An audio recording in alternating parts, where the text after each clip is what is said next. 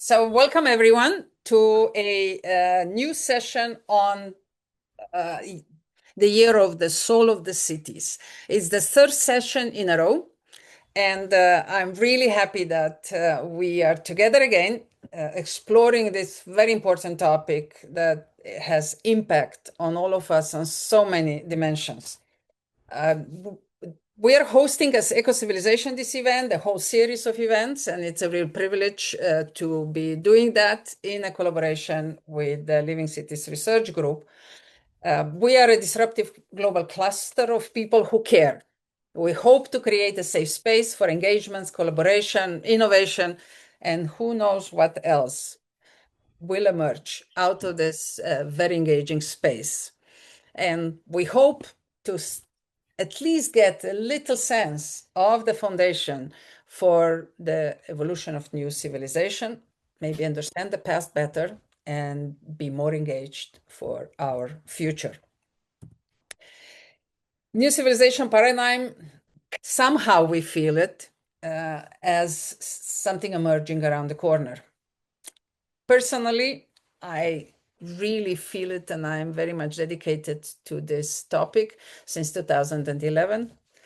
I often say we're together with Alexander and many system science researchers and mindsets, we tap jointly into this challenge of understanding the civilizational paradigm. How do they occur? What are the leverage points? And how can we maybe directly contribute and steering the flow that leads to a change? So we are all invited to imagine that. In the eco-civilization, we use as a base for our engagement a very simple model, which we're happy to open up for any kind of additional challenges and contributions. However, we see right now our societies, the human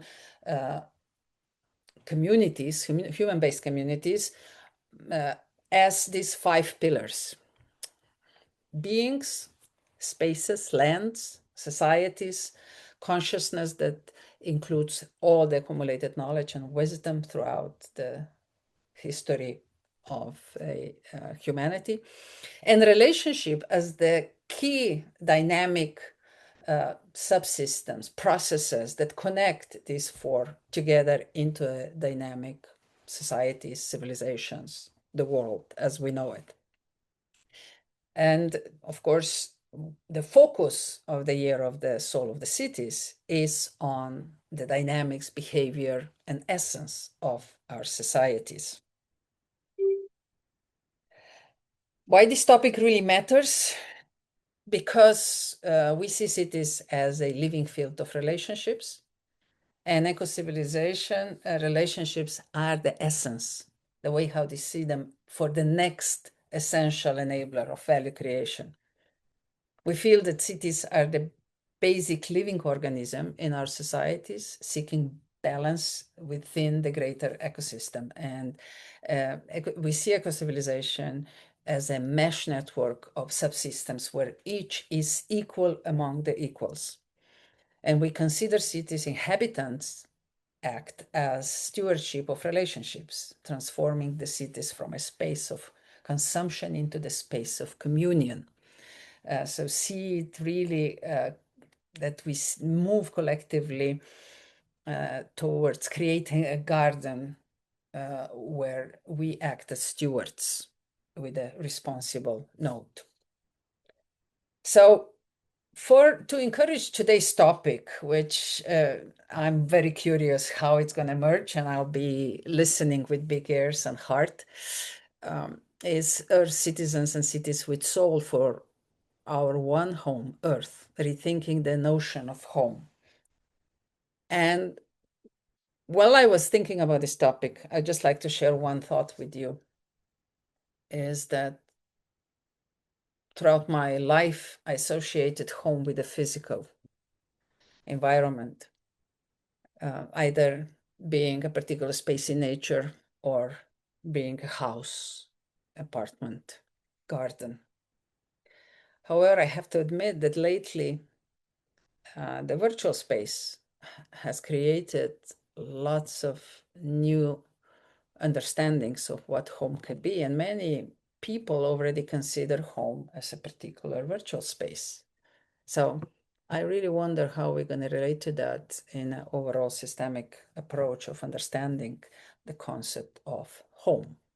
But I will leave it there because I'm not an expert. And as I said, I'll be listening with big ears today, what you will share on this topic.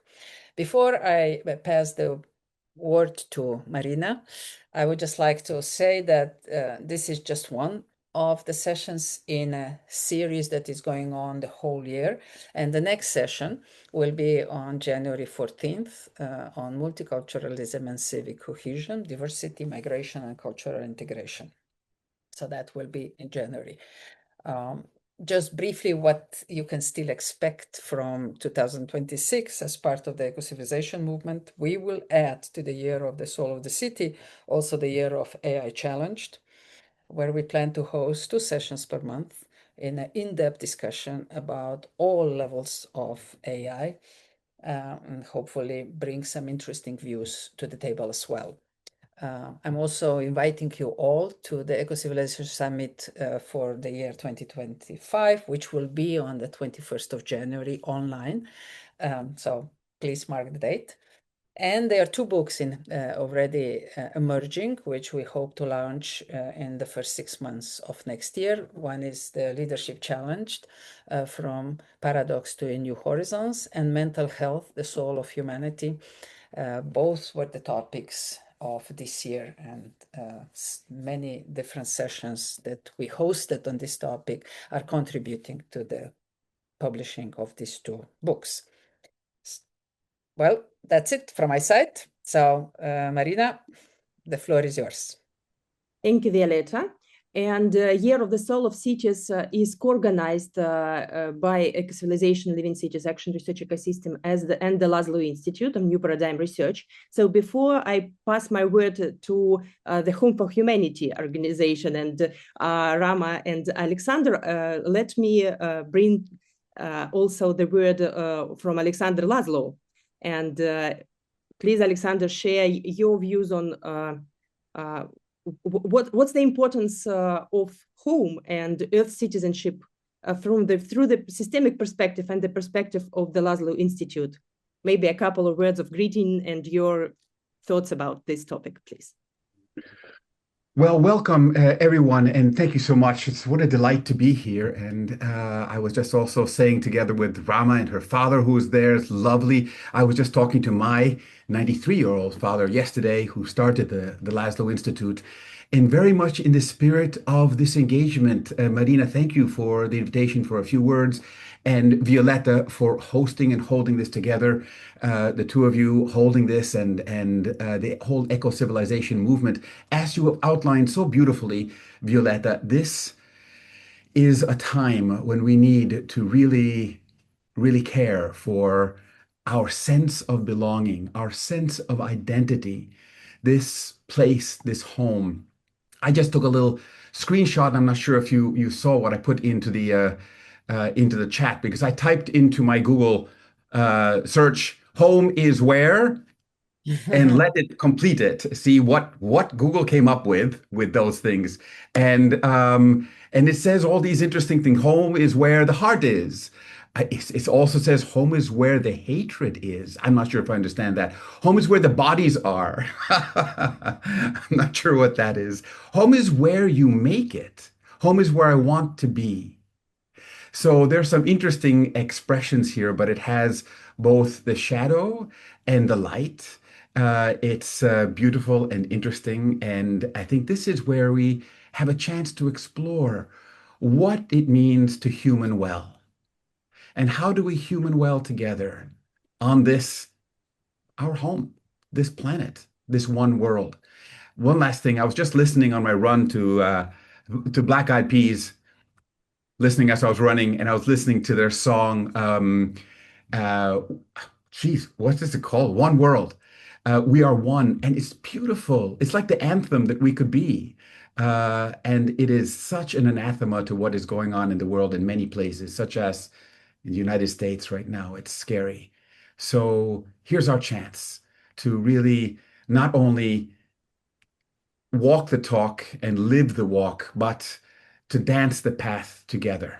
So thank you. I'm going to just with those few words just open this and give a hug to each of you. Wish I could do that in person, but this is also our shared belonging. And as Violetta says, our home right here. Let me do this one little thing which I like to do. So of those who are on the screen here, if you're here, raise your hand.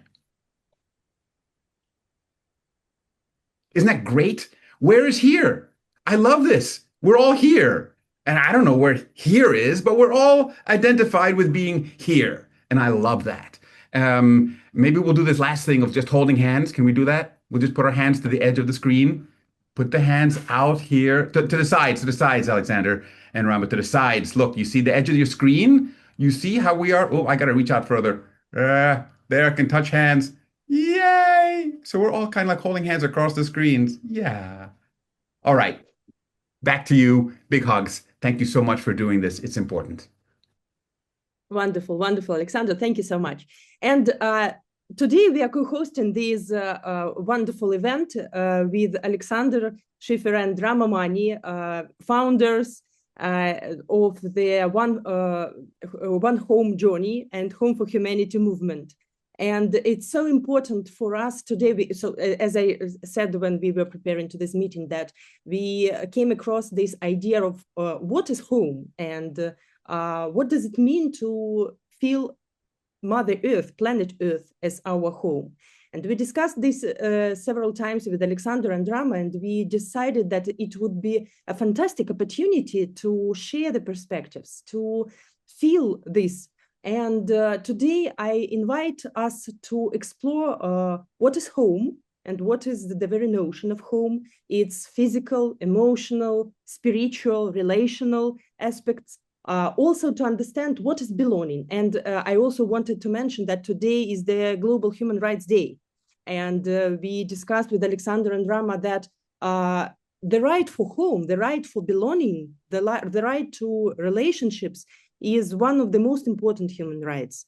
And it's not a coincidence, it's a fact. And it's really important that today we are meeting and discussing this topic. So not to go with the words too far, I'm giving the word and the microphone to Alexander and Rama. Please tell us about your notion of home, about home for humanity, why this topic is so important for you, why you decided to join us and to support this important discussion. Beautiful. Well, thank you so much. Just to start, I want to thank you, Violetta. It's the first time we are actually connecting in this space, even though you've been a part of our lives for some time, and such an inspiration, and you're very powerful setting of the scene and setting the foundations for eco-civilization. And it's beautiful. On our screen, you're exactly on the other side from Alexander Laszlo, and just bringing your father, who's been, changing the paradigm by changing his life from a classical musician to a visionary, what could one even say, much more than a scientist of the human and planetary and cosmic space. So just thank you for framing this so well. And what we want to do, Marina, it's been such a beautiful relationship, because the One Home Journey has been in partnership with the Living Cities movement, if we could say so, over this past year. And that journey has taken us very early to where you're seeing Rufin and Milian in a refugee settlement in Uganda. Both are from the Congo, the Democratic Republic of Congo, which we know is a country where people just stopped counting when we passed the 10 million mark, and that was many years ago. When I was working on the Congo in 2000, 25 years ago, we had already counted 10 million had died, and we just stopped counting. And here are these extraordinary beings, especially young people, who are creating home and belonging, creating all of those pillars that you mentioned already in the foundations of the new civilization, that safe space, that reimagining and making real their imaginations. And if you see already, you get a feeling of this magical space that Melian and her equally extraordinary husband, Ishara, have created, in addition to many other things like a school for refugee children, the studio where you can feel the safe space, a home within a home within a home, which is not a home, because these are refugees who've been forced out of their homes by violence. And Rufin, who is like this golden thread that supports and links all these different movements together. And a highlight of our time there was Rufin, who had come with his two colleagues to pick us up at the border from Tanzania. Tanzania. Took us to the refugee camp. You know, we had these interactions with all of these different initiatives that each one had created the space of belonging, of home, of reimagining, of recreating a civilization of humanity and of unity with earth and all life in the midst of abject and total devastation, stripping of our humanity, especially the abandonment by the world of the humanity of one of the richest, most beautiful and largest countries on earth. And then I zipped over to our beloved Paco Ayala. So we were with Rufin exactly a year ago. Do you remember that our last day together was the full moon of November, which was just a couple of days ago? That's when we parted after a very, very powerful time together in Uganda. And then a few months later, in the spring, in March, we were with Paco Ayala. And as you will hear from them in their own words, but Paco too, you know, the other extreme, going to this, the biggest capital in the world, isn't it? Right? And Mexico City, I think it's called so. And how they took the devastation and the rubble, and as citizens created this inclusive space.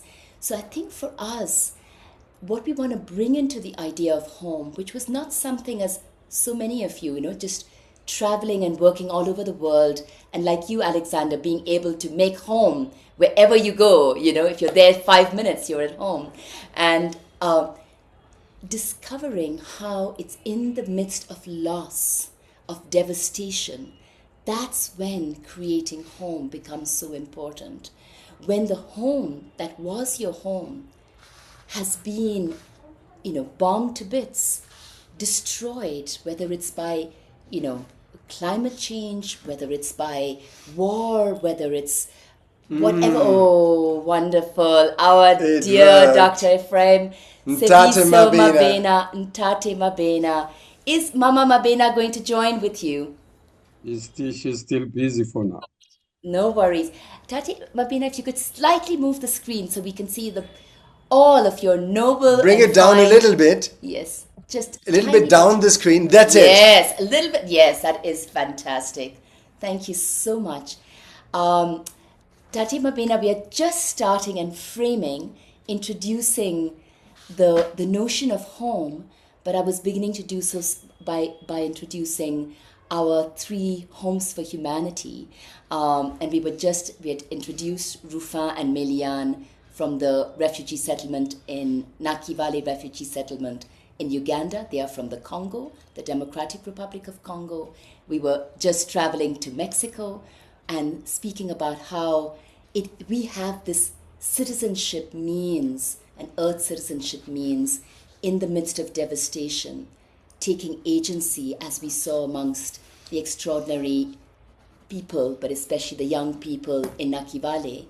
And like you did, Paco, and all of the citizens of Mexico who came together to transform this devastated place into the utter social beehive, the colmena social, where everything happens, where life, the living city, you step into a paradise. I wept the entire time I was in Huerta Roma Verde, because everywhere you look, it's seeing the beauty created out of nature, out of recycled materials. You see the little kids learning to compost and loving the smell of compost.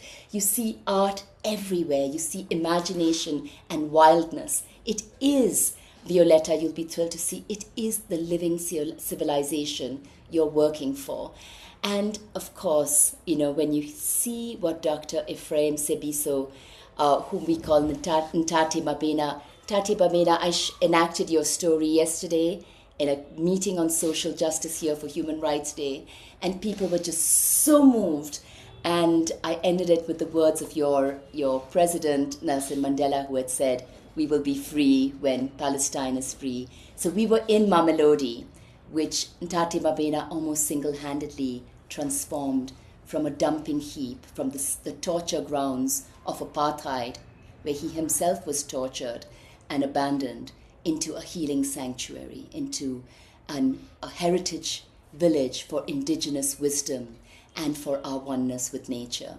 So for us, in a way, these beautiful beings amongst the many homes for humanity, the living spaces, the living foundations of an eco-civilization, the places where we can human well in unity with all life, they say better than we ever could why this word home has become so potent, so fragrant, so meaningful for us, why it has, what could we say, it has homed us, It has shown us that it is possible, as the world is being destroyed and the old paradigm is dying, we can reimagine it in such a better way.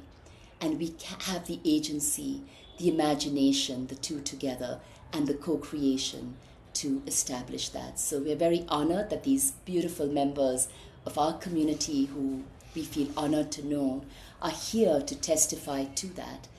Sorry, Alexander, it took a bit of a while, but I wanted to just make it a way to presence how, yes, each time we are with an organization or a movement, we honor as home our own understanding of home, the word home in the different languages, as Rufin and Milian will share, and what it means keeps growing, and our own understanding of our humanness keeps expanding, our ubuntu. You used a beautiful word of presencing what we are experiencing, and what we are in home is an experience. And I just want to feel in this very moment into the presence of our togetherness, because I feel home. I feel home. And maybe like Alexander invited us, if you feel like it, raise your hand, or both. If we share this feeling of coming together in home, and as we tune into that sense, yes, Milian and Rufin, we also sense, and I'm very, very happy that Mother Africa is so present on this call, because that is a space that we all can call home. And I wonder if we agree, perhaps we can raise our hands for Mother Africa for a moment. Our original home. And that is also where the One Home journey started. It started in Africa, in the cradle of humanity, the cradle that also belongs into a home. So home, on the one hand, is maybe one of the most intimate words that we have in all our languages. Perhaps one of the most intense longings we all hold in all our hearts. But it's also, looking now on the upper left of our screen, it's also kind of a civilizational longing. Violetta, you as the protagonist of the eco-civilization, I guess as we are in this process of destruction and rebuilding, and building a future, and building and working on a new civilization, the very term of home is not only as its heart, but it's also as we feel. And that is really at the very center, I would say, of the Home for Humanity movement. It is a sense of agency we all have. Wherever we are, and even is. And the One Home journey is focusing very much on working around the world in the most desolate situations, the most difficult and challenging situations, like, for example, Ntate Mabena faced in South Africa in the apartheid area, from where he rebuilt home, or Ruffin and Melian in the refugee camp. People who've lost their home, who've had to leave their homes and yet rebuild home.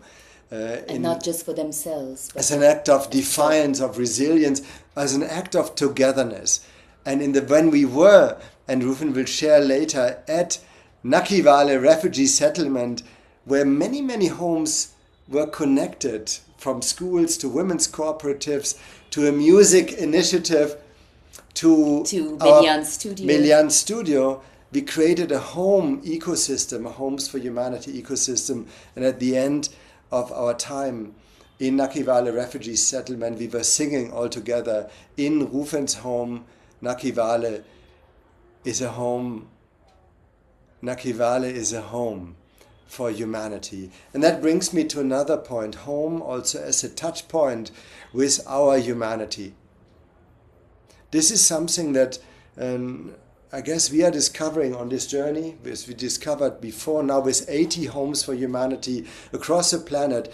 Home is also the touch point for and of our humanity, from where we rebuild, where we reconnect, from where we connect as homes in order to build a new civilization. And we are always, as we are on the journey, we are talking about the 3 levels of home. And I guess we can all feel them.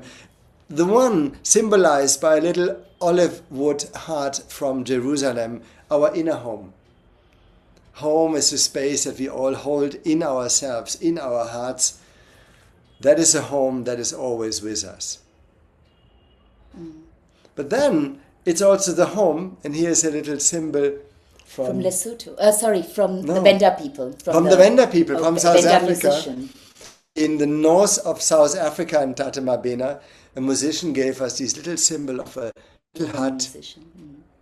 That is the homes we build, the realities that we live, that we enliven, and that is what we also focus on profoundly. How do we rebuild the future? How do we build sustainable organizations, enterprises, universities, community initiatives, kindergartens, schools, homes that are places of belonging, from where we can thrive and from where we can connect, and that we see, and this, where we can see our contribution home to our one home, the one home that we all share. From Africa to Asia, to the Middle East, the Arab world, to Europe, to the Americas. And one thing, you mentioned the word disruptive at the very beginning. We are a disruptive movement as living cities. One thing which is very important, what we felt, home, a space of agency, however bad it gets, the place where we are, the place where that we can call home to some degree. We can make home, and we can make it a home of a place of belonging for a whole community, and reach out, like we will later hear in Ntate Mabena, as you did on your Mamelodi mountain, restoring nature, restoring home, and making it a home for the entire community. And we want to share one thing, because initially the Homes for Humanity movement, we focused very much on homes where people live as places of transformation. So not just where the family is at home, but places of transformation, building community, the society that are building civilization. We are focusing on organizations and initiatives, as I mentioned just before, but we are also moving forward. We actually just last week, for the first time on the Home for Humanity One Home journey, an entire municipality in the Philippines, we will share later more about it, became a Home for Humanity. 26,000 people, a whole municipality itself. We are home. We are a home for humanity. And we define ourselves not just being a place for our citizens living in this place, but we are taking care of the land of where we are, of the society to which we belong, and we take care of our common home, the earth. And so the one term, Brahma, I think, which is very important, we listened in this first year of the One Home journey profoundly.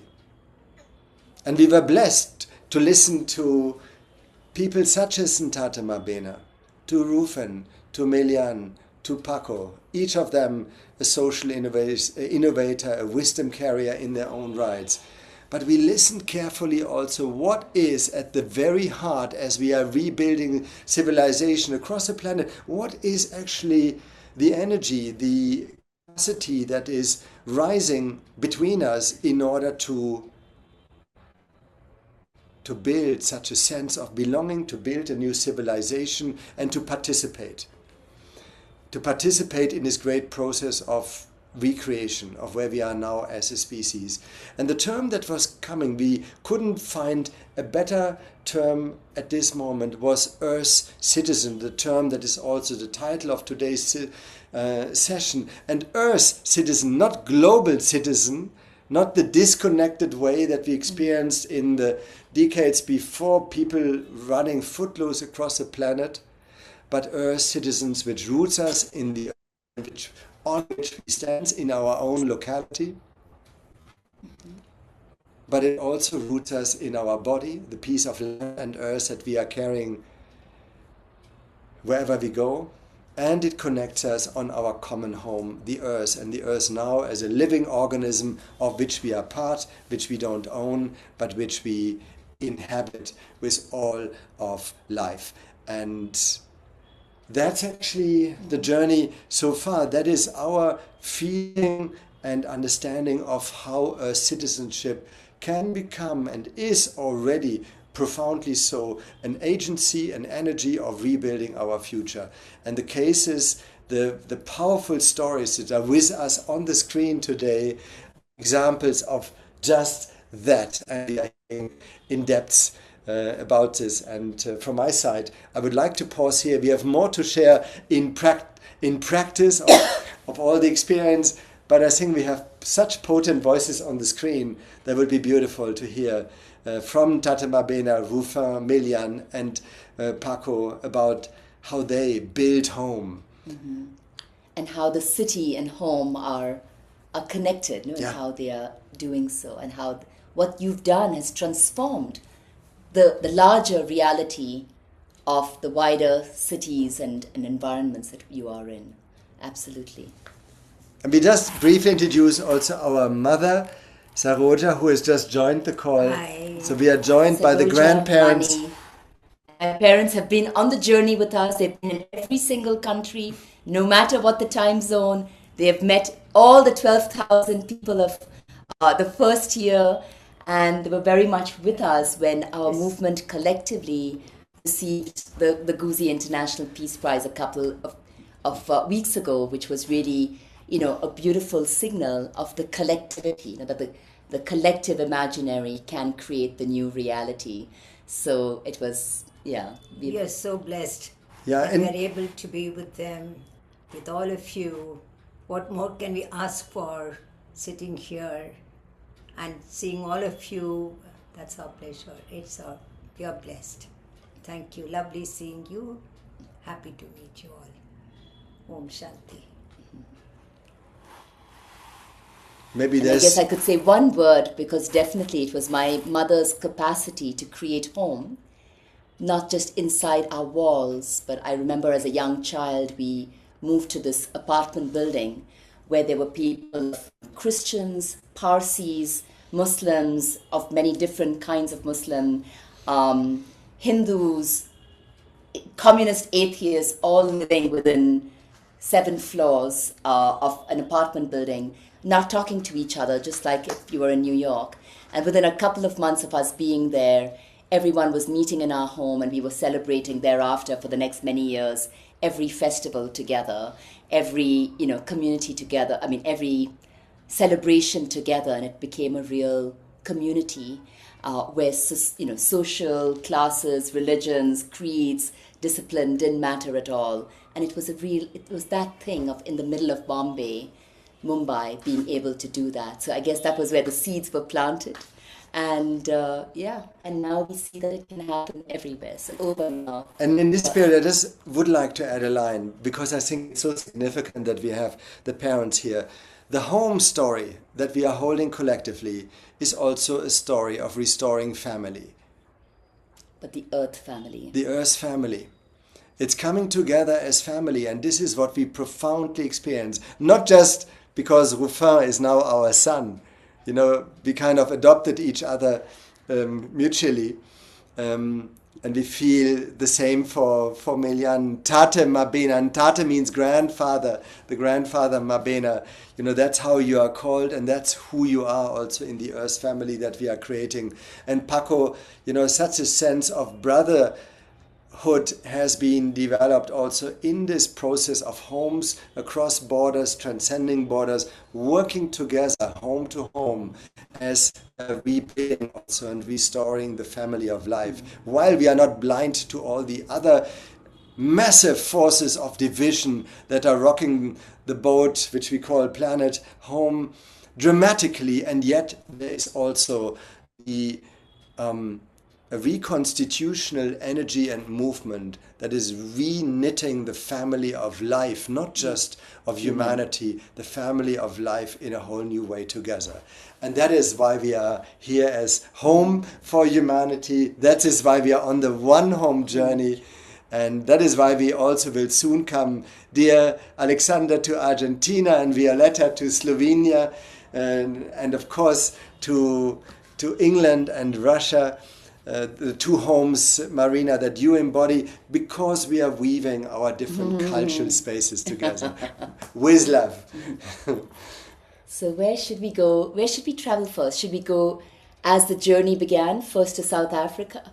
Back to you, Marina. You will be introducing. Yeah. Mm-hmm. I would suggest you to pass the word to whoever you think would be the best. Well, we begin with our elder, our indigenous wisdom carrier, our dear Dr. Ephraim Sebiso Mabena and Tate Mabena. Perhaps you would start us with a traditional blessing and, then take us into your story. And then we would move from there. If that's okay with you, you could decide which way, whether we jump continents and then come back to Ruffin and Melian, who really are our voice for the future, really such inspirations for the future. So maybe we would jump from there to Paco, our brother, and then to our children. Yeah. If that sounds good to you all. Over to you. And give us a sense, Marina, because I know we started a bit late and we took perhaps a little bit longer than we planned to. Give us a sense of the framework and how you would like that to unfold, so that we also can get some discussion with the other people who've joined this call and hear their senses of home. Yes, and may I just add, Ntata Mabena should, Mama Mabena, Mama Mabel Mabena, the two are co-creating profound healing processes in their communities. If she is around, it would be beautiful to have Mama Mabena also with us. Ntata Mabena, the video was turned off for a moment. Are you with us? Can you hear us? Yes, technology. Yes, please. Over to you. We have an hour to share our experiences and ideas, and then 10 minutes left to wrap up everything. So I think that the next hour we can dedicate to our discussion of the home, sense of belonging, and earth citizenship. Great.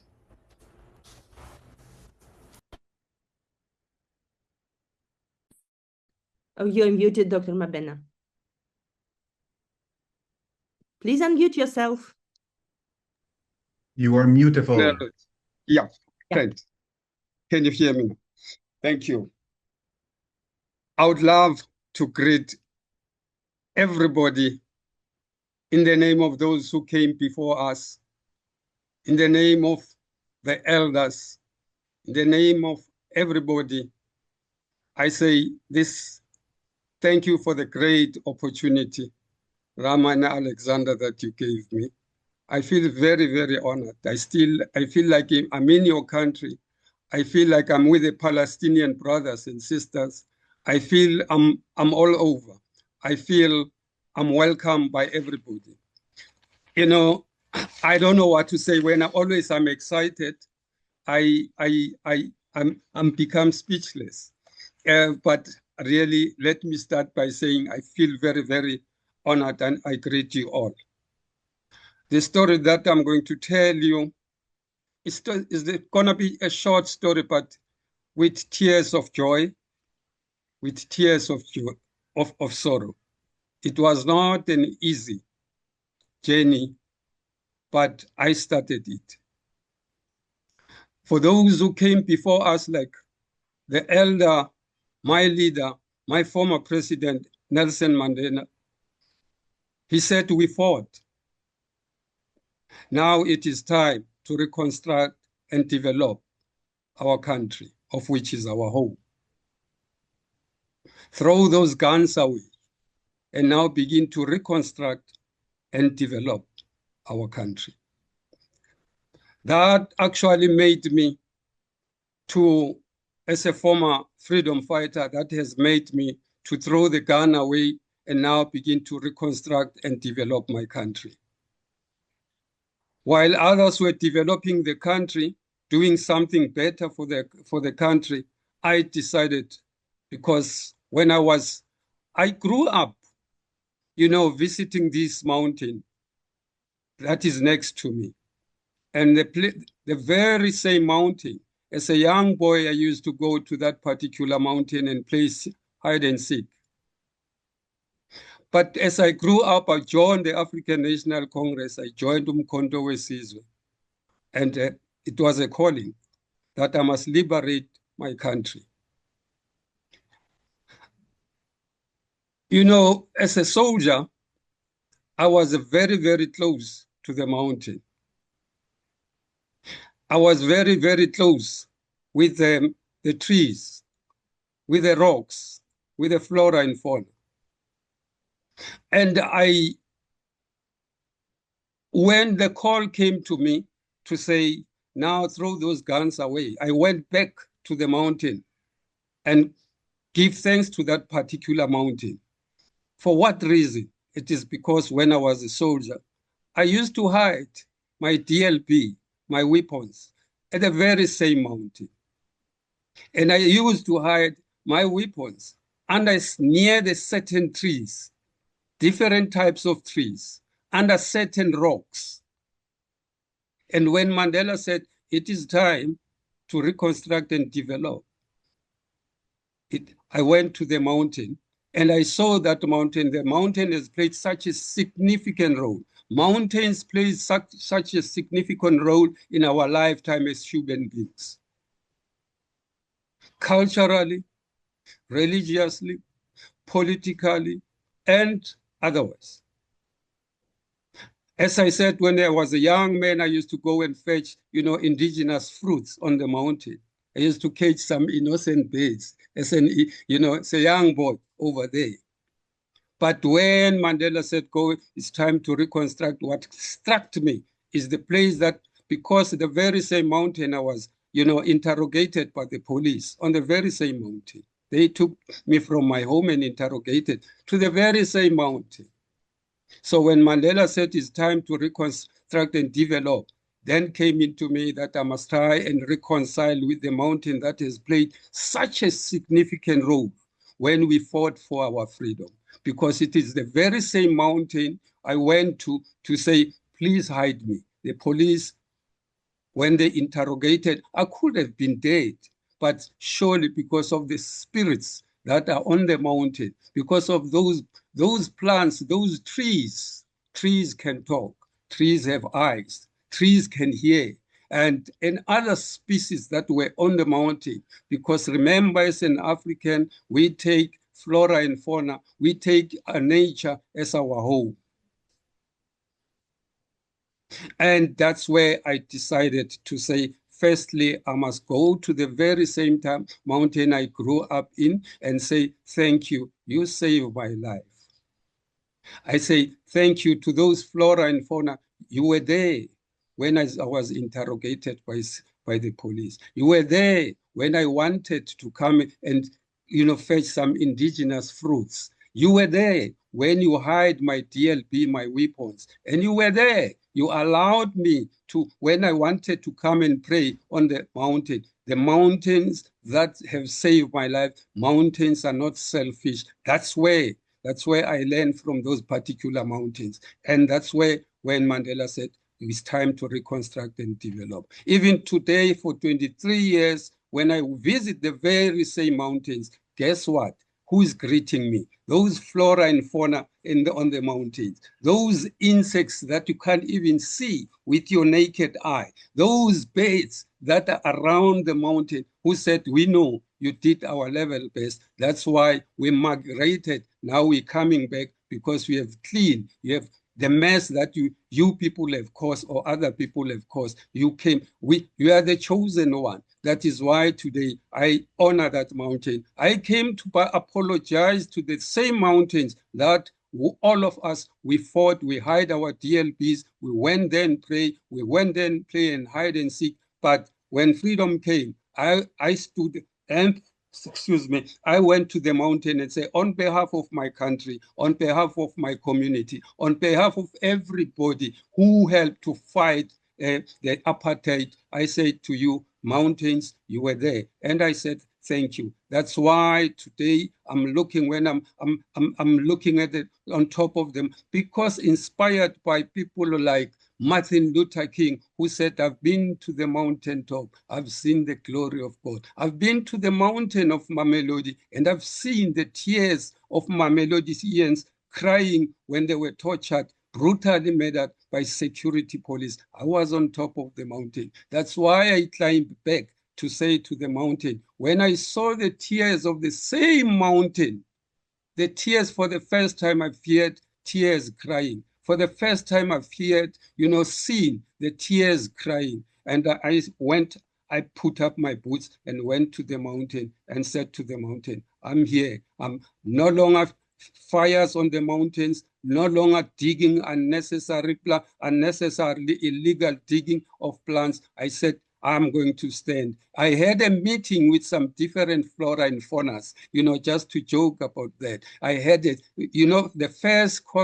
the first climate change that I had in Mamelodi, it was not only with the human beings, it was with the flora and fauna, discussing with few animals, and they told me that they've heard about me, they've felt about me when I climbed the mountain and make sure that I was there to protect them. What I'm saying, because as an African, the idea of home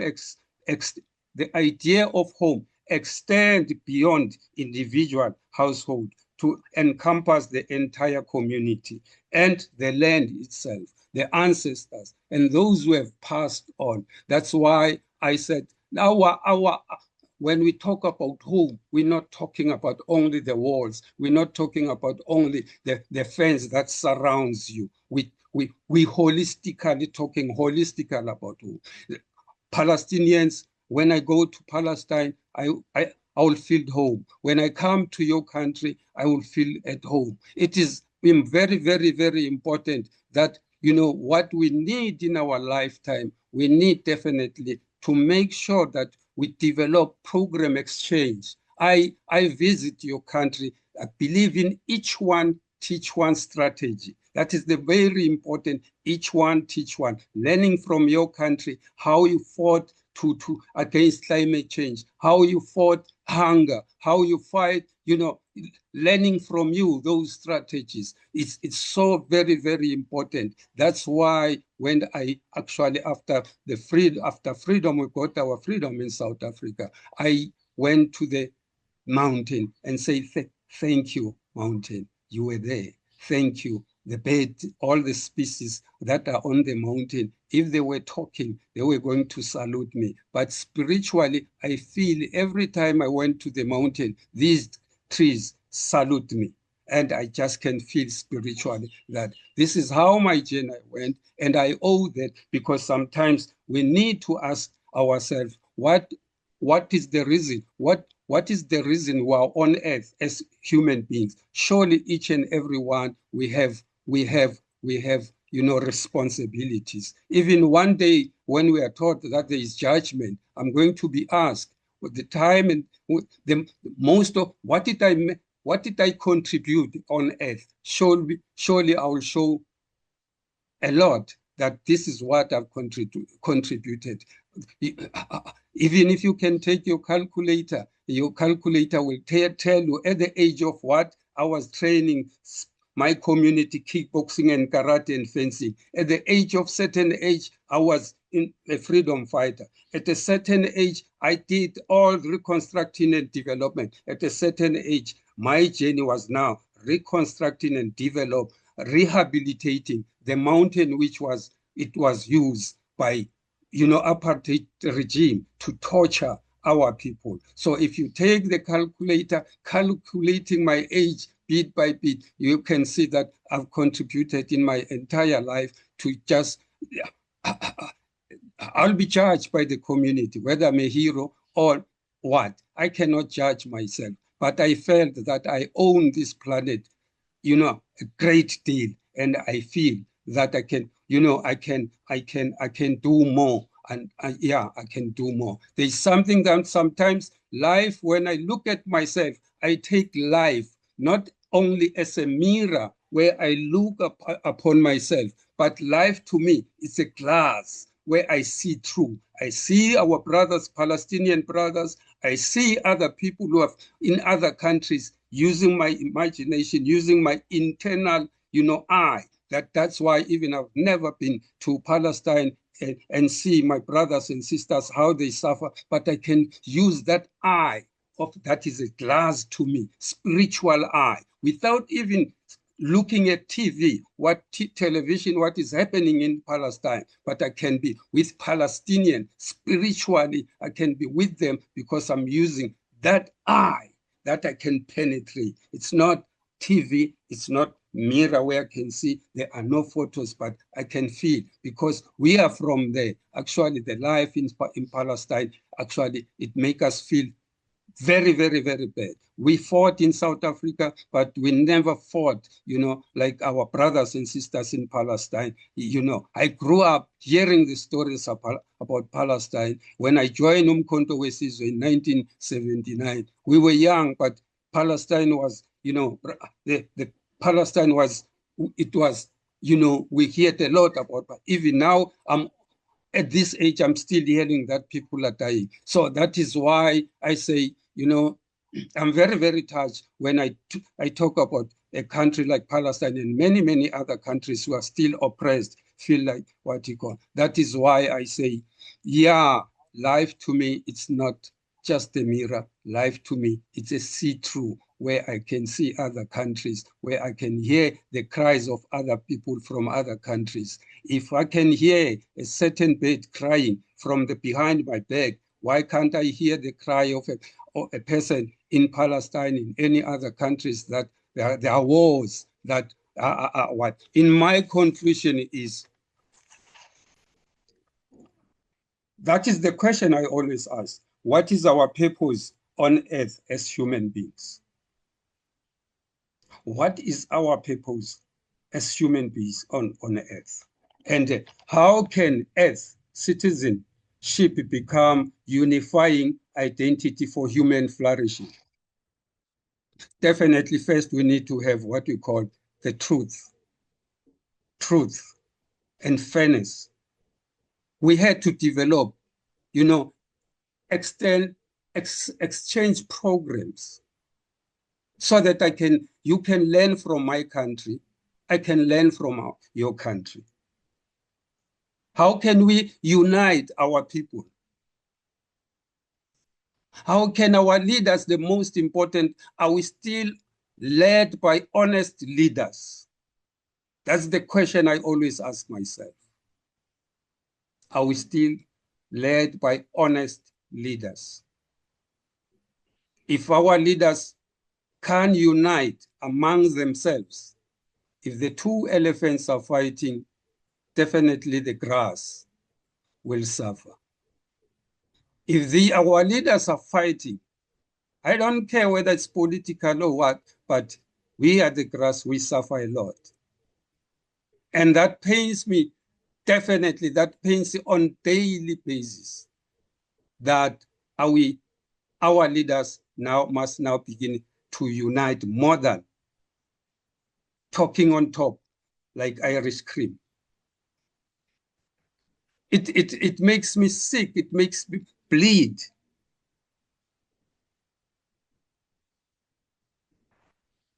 It makes me feel, it makes me bleed inside, because yesterday we were on our country as South Africans. But surely you can hear sometimes this instability in our country. And that pains me. Is this what I fought for? What more people in Palestine who are suffering and dying every day? Are we still have leaders? Does the planet have leaders? The planet needs leaders who are honest. Our planet needs leaders who are God-fearing, not just leaders, God-fearing, peaceful-minded leaders. In conclusion, this is what I've learned from Tate Mabena, that go and reconstruct and develop.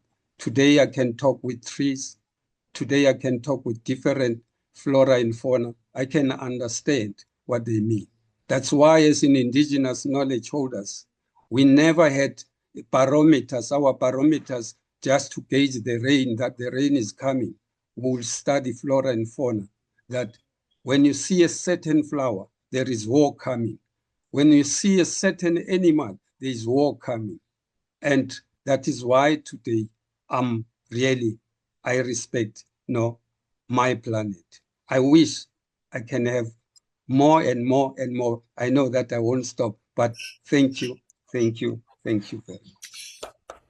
Thank you, our beloved Tate Mabena. My father is clapping for you. We want to also say it was very beautiful that you took us to this one of the oldest mountains of our home planet, Mamelodi. And by restoring the mountain, physically, spiritually, socially, as the Mothong African heritage sanctuary, you also brought new life to your Mamelodi township near Pretoria. So it's a beautiful way that we could start this discussion of the soul of the city with living cities, with eco-civilization, with how we have to be, that the notion of city has to be of unity with nature, with Mother Earth. And you really brought this oneness of the Earth family.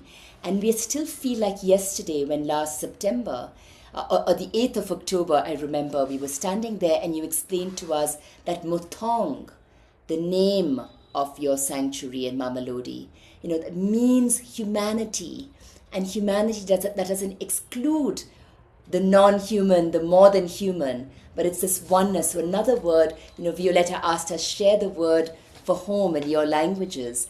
And I think that one of your gifts to the world is this beautiful term, Mothong. Everyone knows Ubuntu, but Mothong.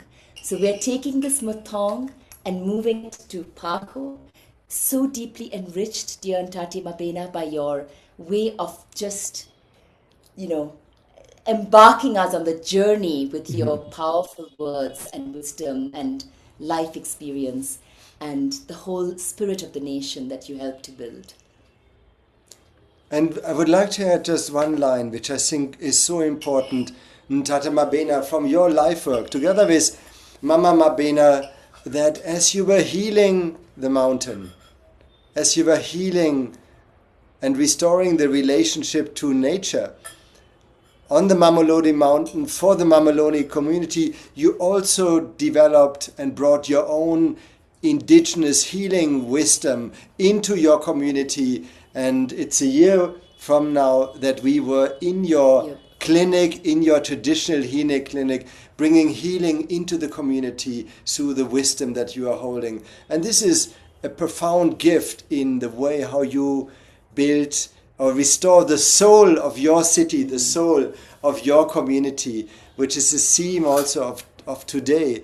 And this restoration of the soul of the city is also what we found. If we may move on, dear Ntatama Bena, to our brother in Mexico, Paco Ayala, who built Huerto Roma Verde together with his community to, Paco, dare I say, restore the soul of Roma, of Mexico reimagine City. and recreate the soul of Roma.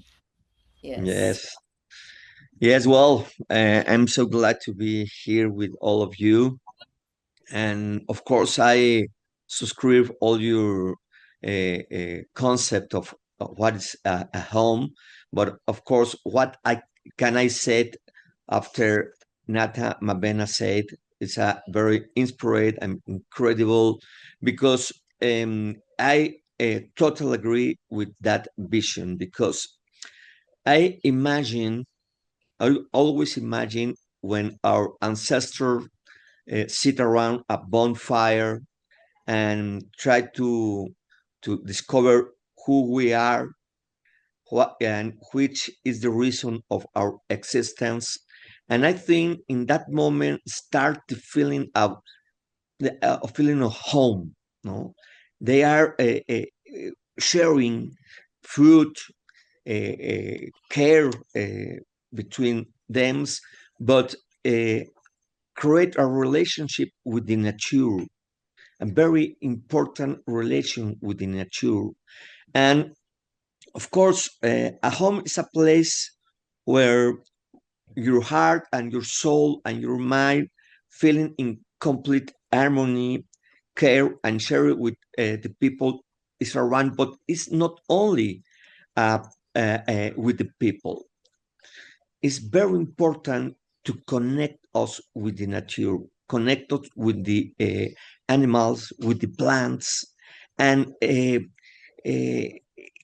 and I think when we have that conception of life, we love the place, love the land, love the mountains, the forests, the rivers, because they are part of us. They are part of all the community that are sharing a way of life and way of feeling and way to create, which is the reason of our existence. So here in Huerto, when we start to run in the place, we say the most important thing is the community. Create communities, integrate in their local places, and working to create tools to confront the climate crisis. And we dream about the concept of autopoiesis.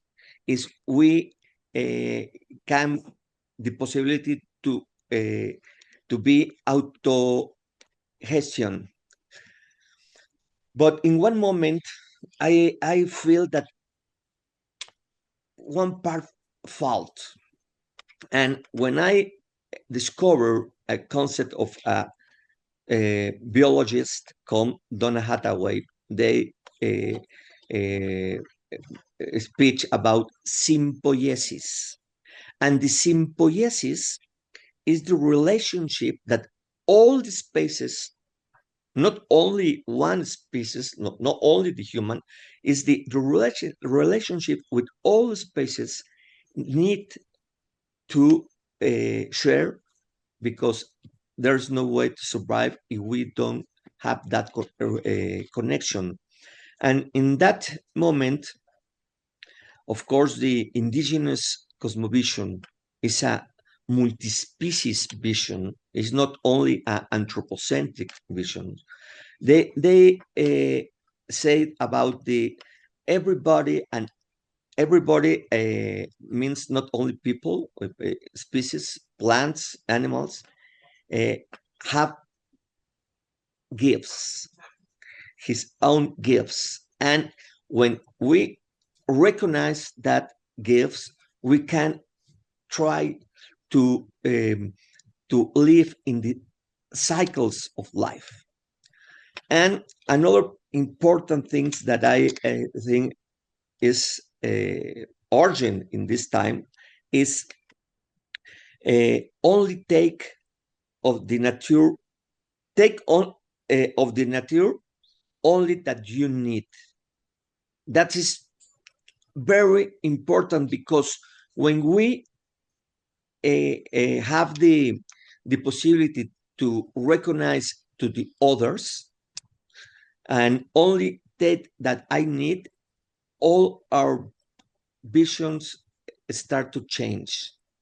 And I saw that Alexander shared some things that they have in South Africa and other parts, and I go for this. This is a gift to give me in Peru, and it's the representative of Pachamama.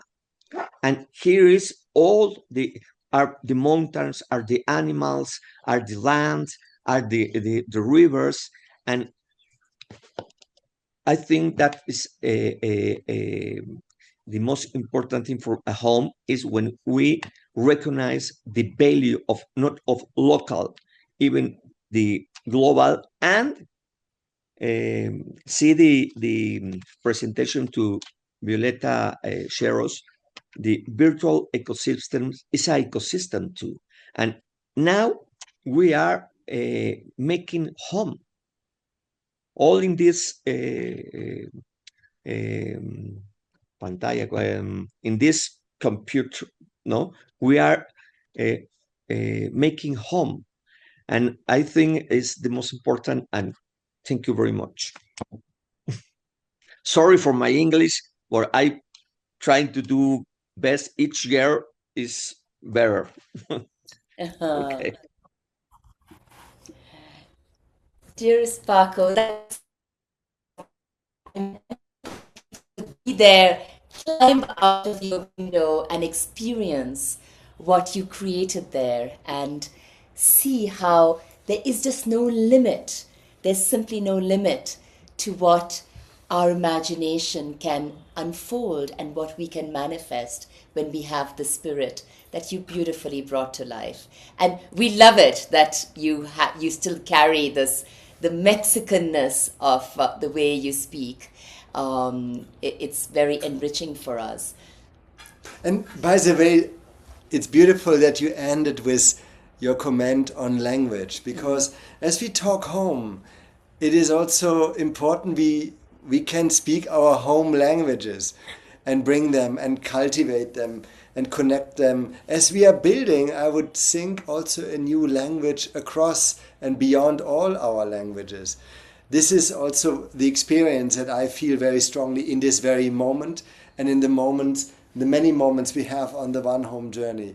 So I can only recommend that we all come to experience also Huerto Roma Verde when our passes lead to Mexico, because you have created there a home for so many people in the community, and people from around the world, and a new economy, oikos nomia, the home, oikos meaning home or household, is very alive in Huerto Roma Verde. And that brings us now to another place where imagination went in most beautiful expressions right now into the refugee camp, the Nakivale refugee settlement in Uganda, where people really had to start building home totally anew out of nothing.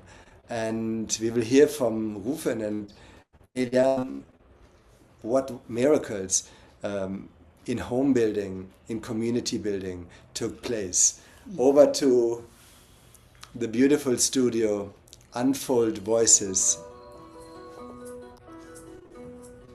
Thank you so much. I hope you can hear us properly without any challenge. Yeah, thank you so much. What I'm going to start with is just a simple imagination. Imagine being a huge family with around 9 neighbors, and among those neighbors, there is the little neighbor that is a witch and who is killing your children every time. How would you consider that situation when you are that huge family? So there, I'm not talking about family as something simple, but I'm talking about the huge country that we have. That's DRC. And I'm by the name called Kungwa, and I'm joining from Uganda, as Professor Alexander said. So there is an update coming from DRC. The M23 has again attacked because they have taken the eastern part from Goma with other territories there in sorry. There is actually, I'm sorry, there was a call. They have taken Goma, Bukavu, and today, as I'm talking, they have reached now Uvira, and which is my place. And after that, they are going to take the whole country, and we don't know what will happen there. So that was in short.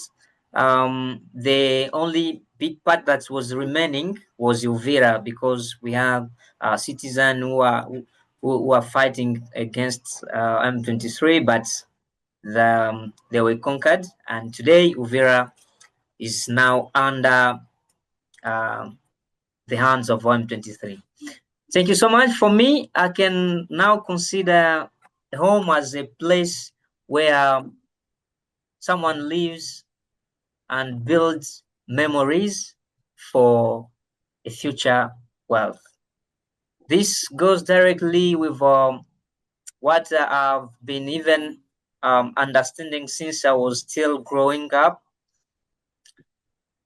when I read this book written by Fatou Diom from Senegal, and who wrote The Belly of Atlantic. And there is, she said that living is becoming a moving or walking tomb, where living and death share the same absence. And this comes to our place also. We consider that where we are coming from, we are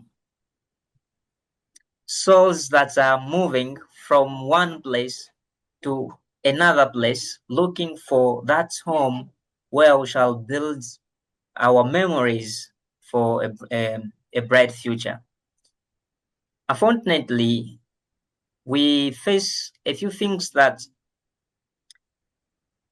make us struggle, not us as people, but ourselves, because as I said before, the soul is that that part that carries the memories from where we are coming from and where we are going to. So, to make it short, there is something that people don't really understand, is the sense of belonging. What makes us to be more connected to the place where we are is taking the responsibility and be like someone who is owning that place. So the ownership makes us to feel that belongingness of a certain place. Now, the big challenge that people normally face is acceptance. Where we are living, we may find people and those people can't easily accept you as other human beings. And this comes directly to what we have been facing here in Nakivale refugee settlements, where we have refugees coming from different countries, almost 7 countries. And when they try with all the struggles here in Nakivale, they try to find a better place in Kampala or somewhere else outside of the camp.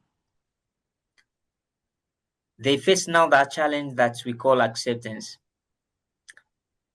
One citizen can't even allow you to also own everything, to also have the same opportunities like them, and it becomes a barrier for refugees who are trying to live better outside of the camp. Now, due to all those challenges that they face, they come back in Nakivale refugee settlement and they consider this as a home. That's why we have seen the developments of different places having a beautiful look than it was before. And then we have seen the generation coming with new initiatives that are helping now refugees to have also to get all those opportunities that are coming here in Nakivale, because they believe that this is the place that they are belonging to, and they don't have any other place to go, so they can't go back from their countries, and then they have to live here until maybe something else will happen. Maybe a miracle of God will happen, and the situation changes into good things.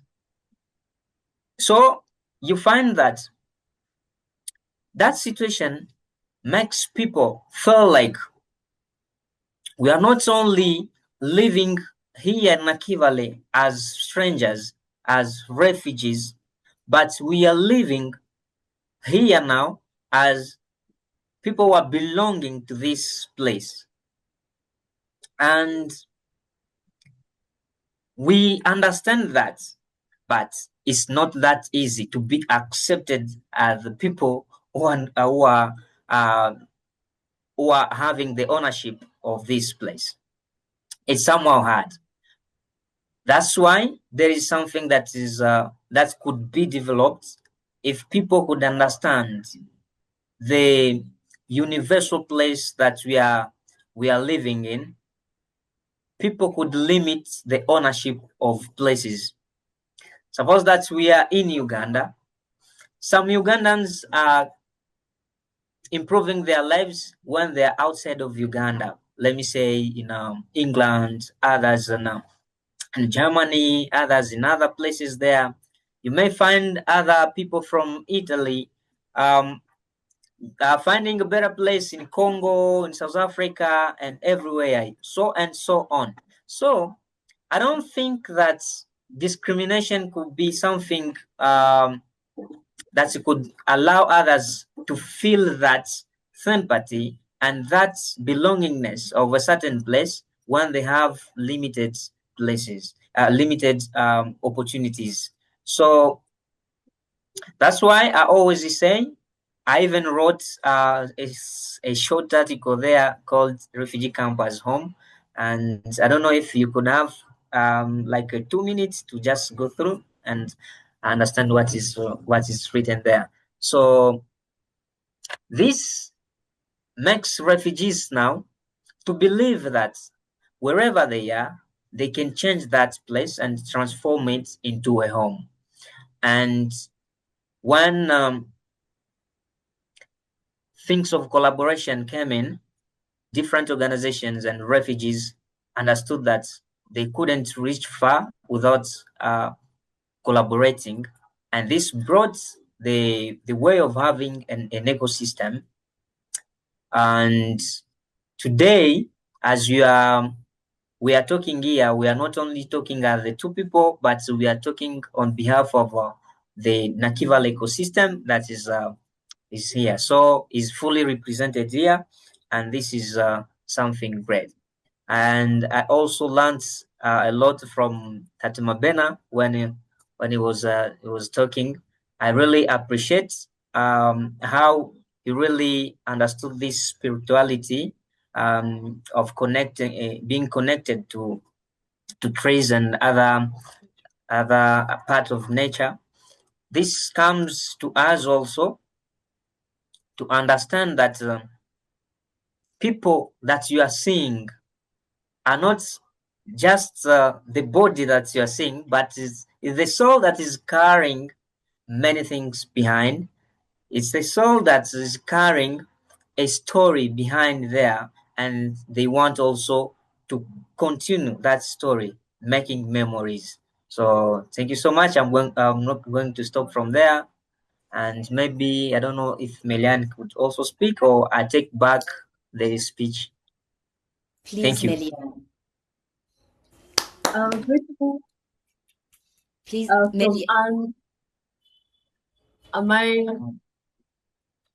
Am I clear now? Yeah, greetings from Unfold Voices. This is Melian Muhesi, and I'm happy to be part of you. At Unfold Voices, and this is what we've been just discussing about for some good time. It's all about, for us, home, it's where we feel a sense of belonging and where dignity is respected. But also, it's not all about a country or maybe a city like Naki Valley, but home, it's everywhere. You feel like you are seen and respected, and at least your voice is heard. Like now we are listening to each other, the whole world, and that's what we call exactly a home.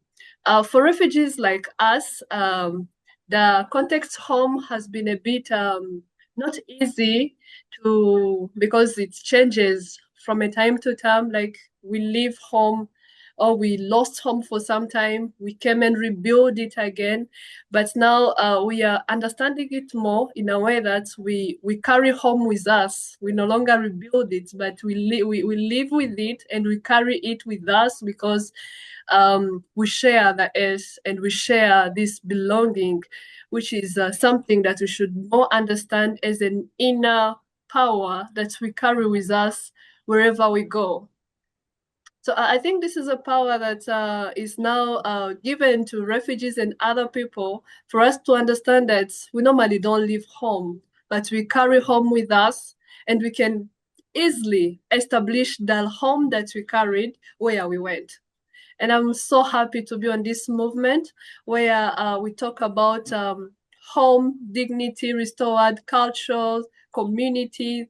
So I'm so happy to be part of this conversation. Over to you, Rama and Alexander. Very wonderful. You know, talking about this so powerful, Melian, how you carry home within. And just bringing that together with the way you started us off, Rufin, you know, which shows a little bit the world we live in.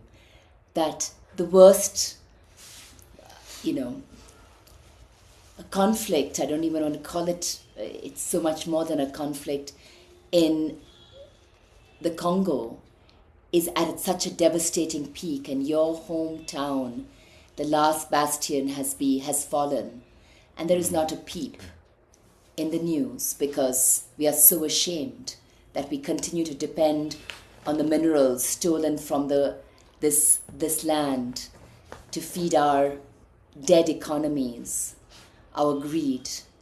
And yet, in Nakivale refugee settlement, as in many other places, you're coming together, carrying home in your hearts with such dignity, with such imagination and courage.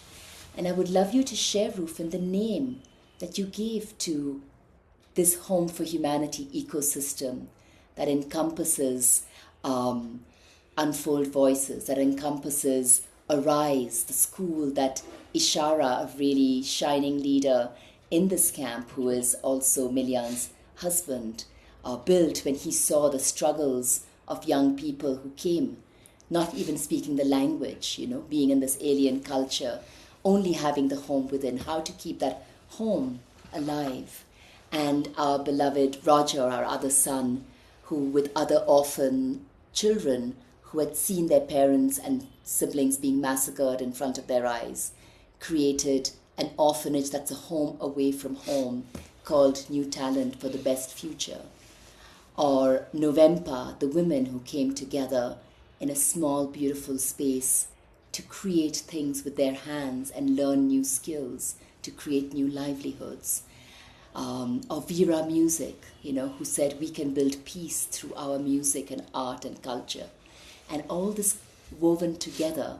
Share with us in your language the words that you so carefully chose for this home for humanity and what it means. Yes, actually, and Misericordia, also the women's movement. Yes. yes, actually, the name that we chose was in Swahili, and this is nyumba ya umoja. Nyumba ya umoja. This simply mean the home for unity.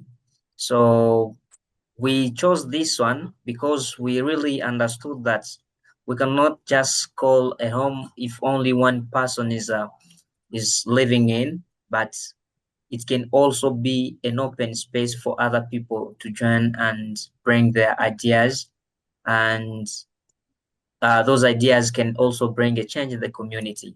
That's why when I told you that a home is a place where people build memories for a future world, and this is what we are doing.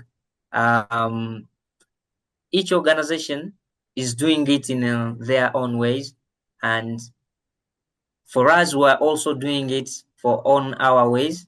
But when we bring those ideas together, we make that ecosystem, and because it's no longer only one piece of of place, it becomes only a place of many seats there, around more than 5 seats where all the organizations could be sitting. So, and this brings unity among us and collaboration among the organizations. And for just a short information, one activist from Vera Music was elected as the chairperson of Base Camp 1. The guy is called Marco Pulga. So he's the current chairman of our village here. Thank you. I don't know if you want to. What was so beautiful about Nakivale is these villages, that here is this camp where, unlike, the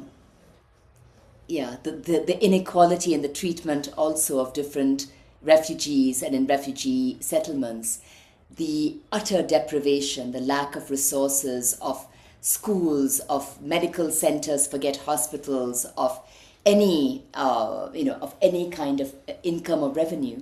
And despite that these villages that have been created, so talking about the soul of the city, what you said, Melian, about carrying your home in your hearts, keeping that alive, coming together in unity, supporting each other, being this thread and living in these villages.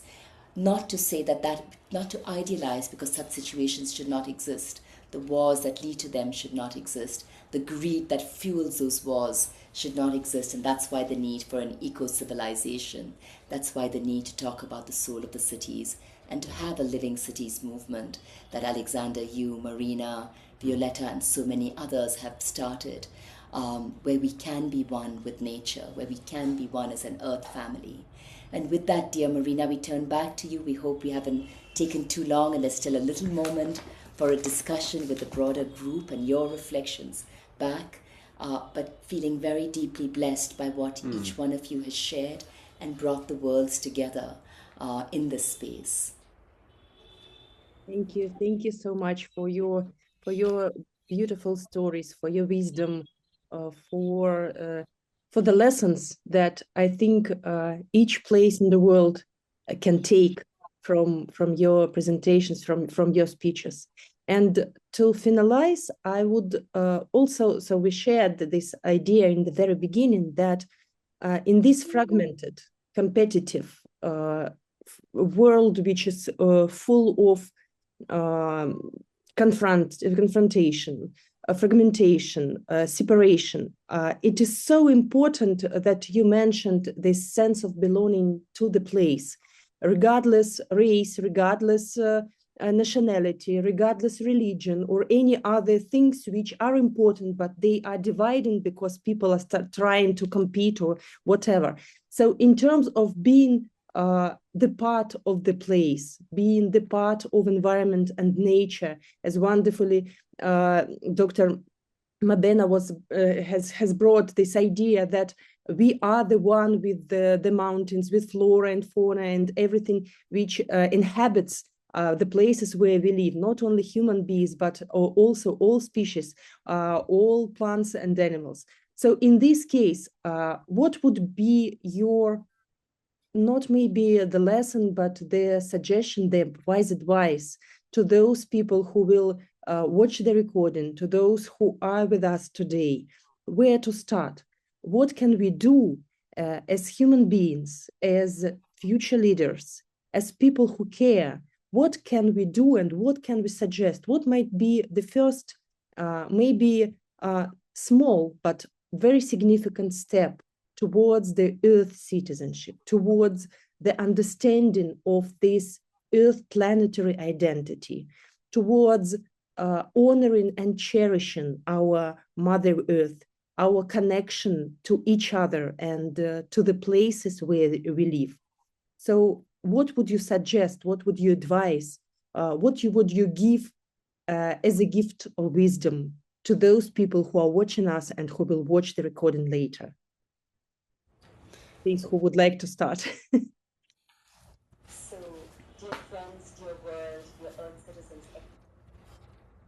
Dear Marina, I sense you're inviting us in conclusion to once more travel the Earth. Yes. And I just want to acknowledge also the presence on this call. We have Africa with us, we have the Americas with us, we have Asia with us, we have Europe with us, and we have not the Arab world with us today.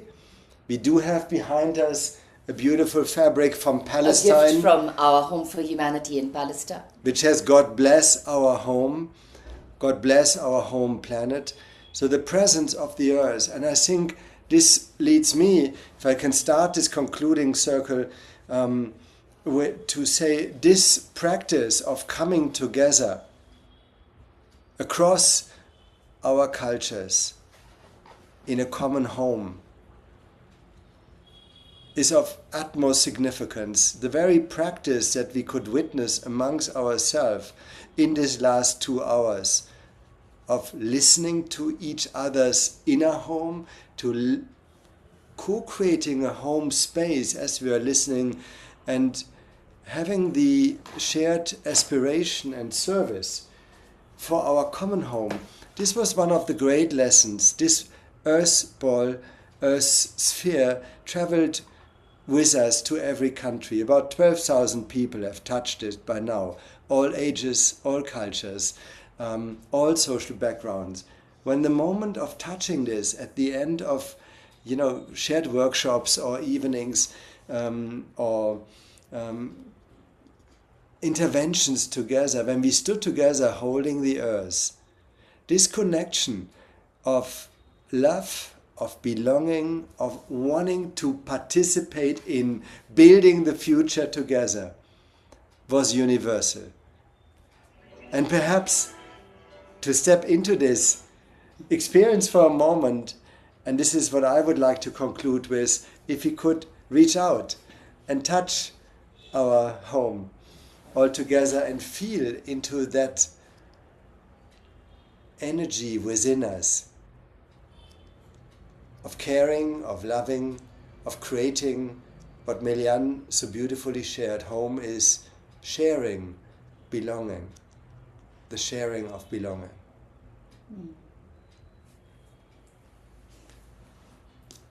Yes.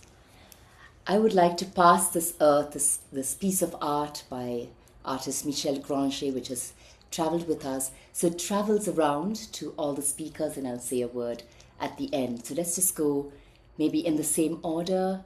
Ntate Mabena.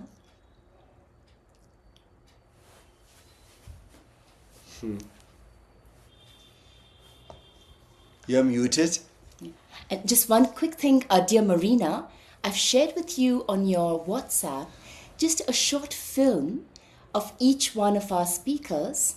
So from, Ntate speaking on Mamelodi Mountain, Paco in Huerto Roma Verde, Rufin and our other members of a few of the other members of the Naki Valley family in Melian's Unfold Voices studio at the end of our time there. Maybe you could share that with everyone, because then we can really experience these homes and living cities, and you could also share it more widely. And there's also one short film which we'll share in a moment of all of the places we went to and how everyone connected to this one home earth. So that could be a beautiful way to bring to life the spirit of this session and for people to experience what our speakers have created in their environments. Let me know if you can see that. Yes. I will share these recordings here and then in all our social media.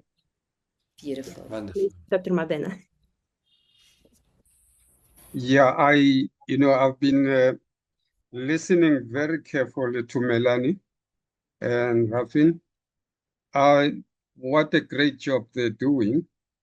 And more especially, I agree that homesickness is normal and it's a natural response to being separated from your comfort zone and support system.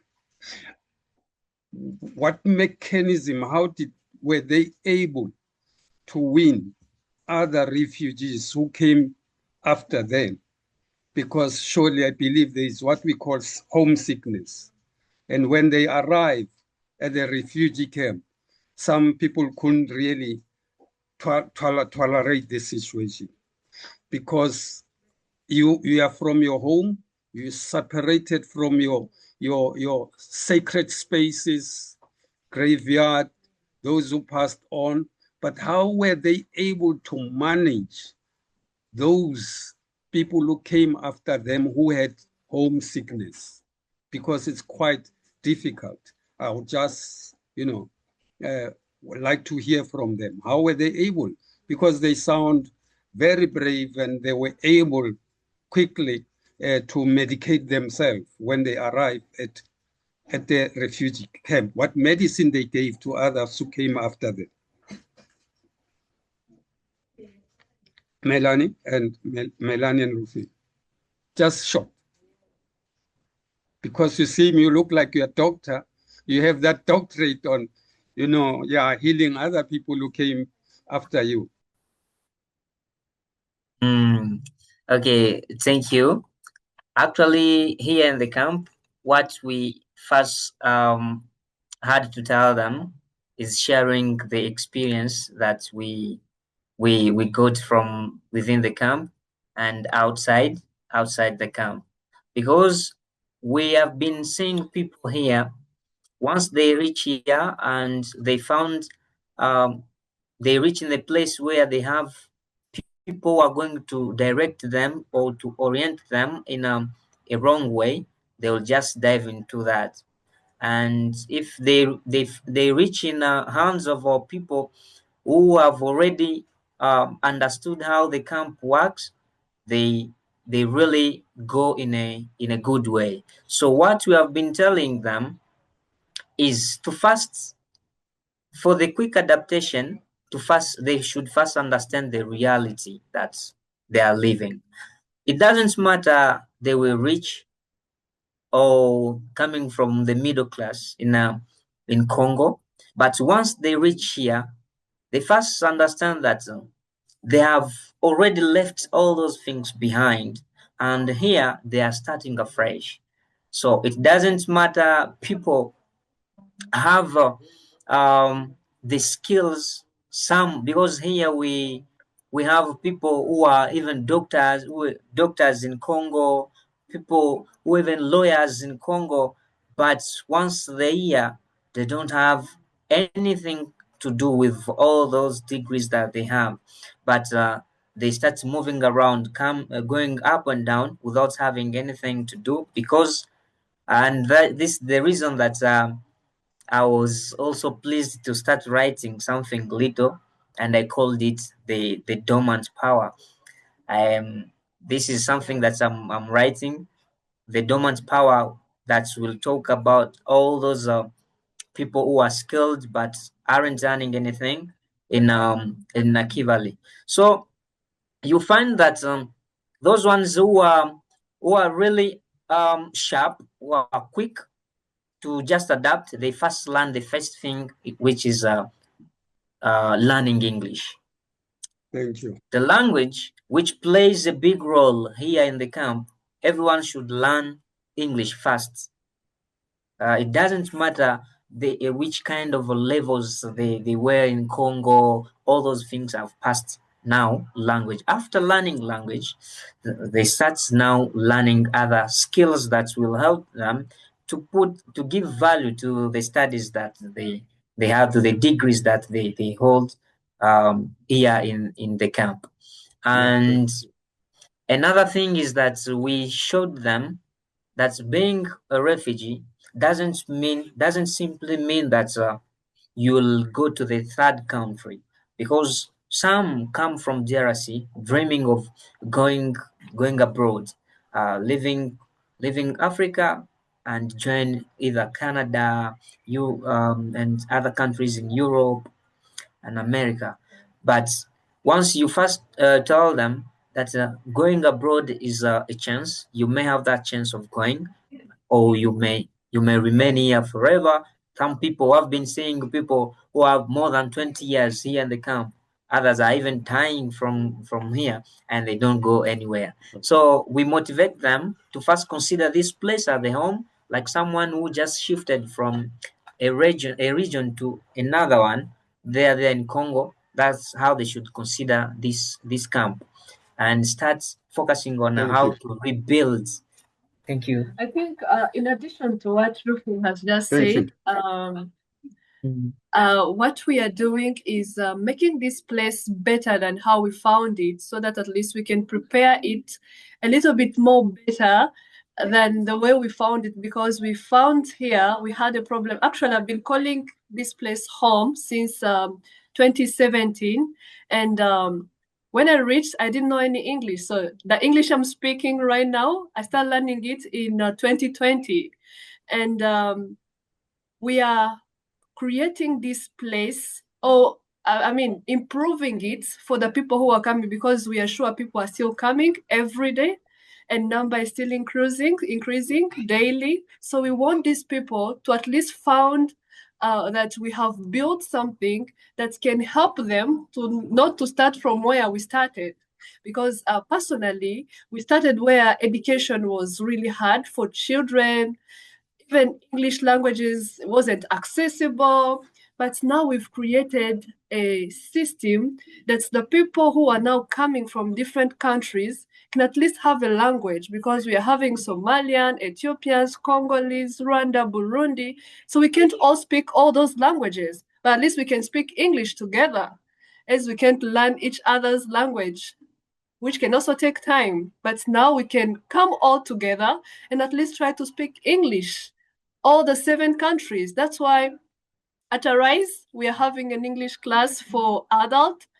We are having a academic school for kids.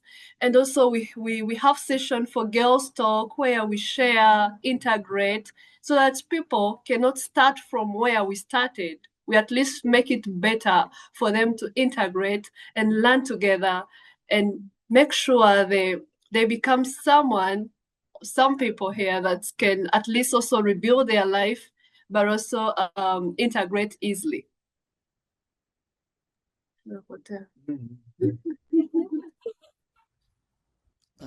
few words. Thank you so much, Rufin and Melian. I was wondering, now that we see that Mama Mabena has come also into the screen, if he could come at the very end once more to South Africa and also have Mama Mabena maybe giving a closing blessing to this beautiful session. But we first move to our dear friend Paco in Mexico. What are your thoughts in distillation, how we move forward?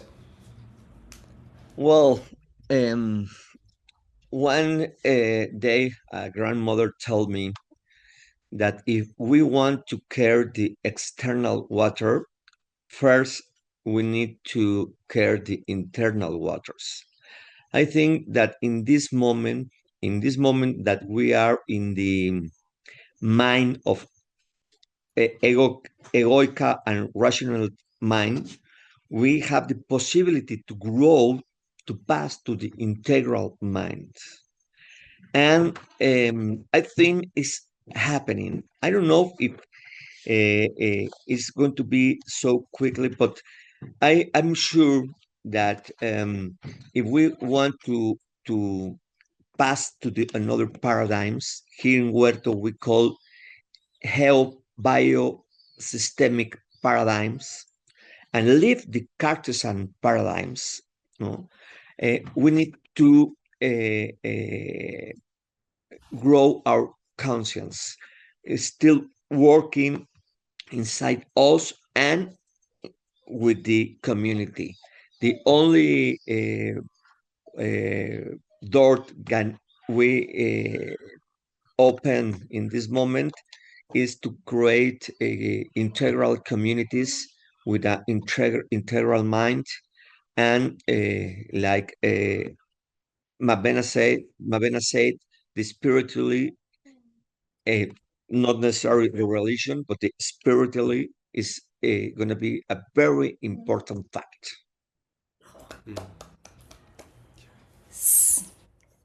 So incredibly important what you said, dear Paco. And that's what we really feel at Huerto, the integral, the wholeness, your beautiful, I don't know if you have around a picture of the model and the logo of Huerto. If you do, just do hold it up so we can all absorb it, which we live every day, to live that every day. And I think that comes to what each one has said, and what you started framing it with is what came to us as the conclusion of year one. And that would be for us, Marina, the answer to the question, that living Earth citizenship could be a choice now.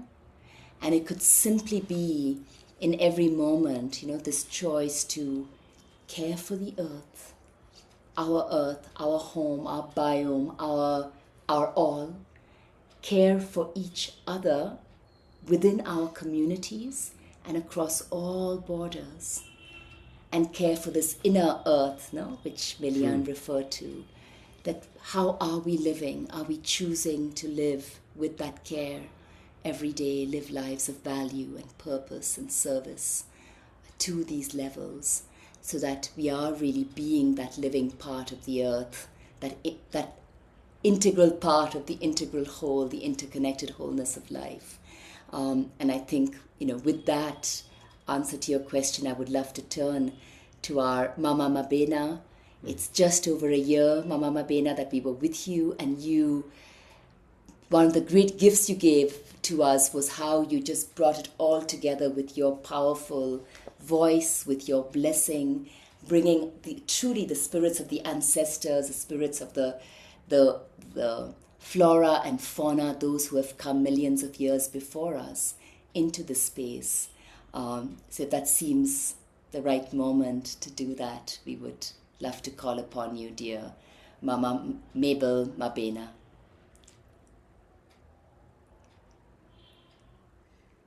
So you would just unmute and maybe come forward. Mama Mabena? Oops, I think they froze. Yeah. Good evening to everyone. Thank you so much for inviting us. We feel honored. I asked Dr. Mabena to get the whole information as I was a little bit busy. So I thank you. Nina enasala emalwandle, nina enasala ezintabeni. Siyabonga namhlanje sikhuluma nezizwe, sikhuluma ezizweni ngokuhlukahlukana kwazo. Siyabonga kuze kuphele unyaka ongu-2025 sisonke sisabambene. Siyabonga ukuthi sigcinene kuze kube namhlanje. I thank you. Siyabonga. Thank you. Thank you. Thank you. Thank you, dear friends. It was an absolute feast of soul, feast of our relationships across the continents, from Asia to Americas, to Africa, to Europe. And I hope that we created this beautiful space. And let me finalize maybe with the words attributed to the spiritual teacher Ram Dass. We are all just walking each other home, because I think that that's definitely what we are doing. We are helping each other find ourselves, our spiritual essence, and helping each other, guiding each other to come back to our inner source, our deep connectedness to the whole, to Mother Earth, to each other, and to all the life which we are cherishing, nurturing, and love. Thank you. Thank you so much.